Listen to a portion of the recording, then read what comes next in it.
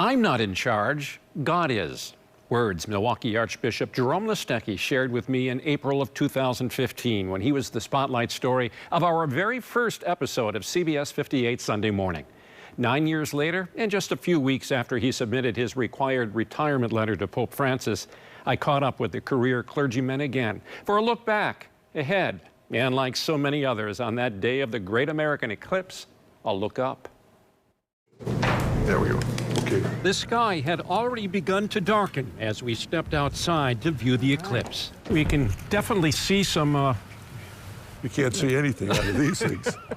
Also gazing up with glasses were colleagues, some of whom have been serving with the Archbishop since he was installed 14 years ago. What I will miss most is being able to highlight and put a spotlight on the great things that so many of our people do. Is there a spiritual dimension to an eclipse? I would say that the great spiritual dimension is when we look at this, we realize that we're not in charge, that God's in charge. The eclipse happened to fall on the same day as this year's Feast of the Annunciation, when Christians celebrate the day the Virgin Mary learned she would be the mother of Jesus Christ. We're very proud of basically the statue that was dedicated over a year ago. It was then perhaps fitting that we witness the spiritual and celestial events standing next to a statue of Mary, holding the baby Jesus in one arm and Cathedral of St. John the Evangelist in the other. She's almost saying, here's my son Jesus and his church. Here are the two gifts I give to you. Now what are you going to do with them? You know, so a kind of a challenge to all of us to live out our faith. You know. Listecki says his inner faith and the tremendous faith demonstrated by area Catholics have given him the strength to lead during some challenging times, including the bankruptcy filing stemming from the clergy sex abuse scandal. What is your message to the victims? During our conversation in 2015, the Archbishop apologized and pledged to remain vigilant. But also that we push ourselves forward to inform the rest of the community, the rest of the secular community. You have a seat here. Now, 9 years later, Listecki believes the Archdiocese has demonstrated an openness to inform and protect.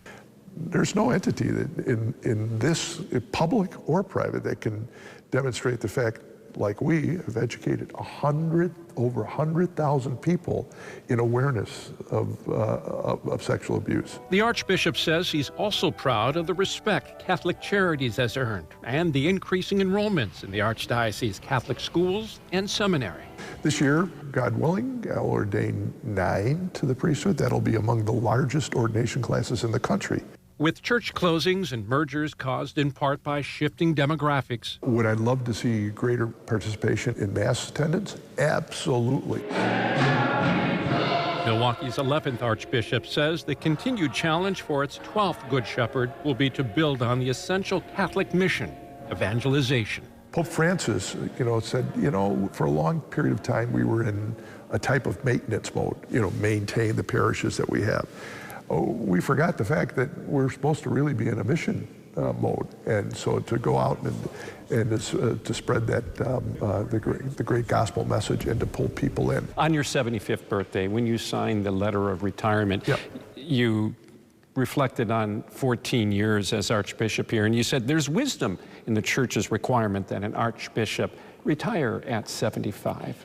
Sure. When I say there's a wisdom, at 75 you begin to take a look and say, do I have the same amount of energy that I did when I came here 14 years ago? And you and I were talking about walking into this chapel, and I joked, I said, should we get our walkers, Far from it.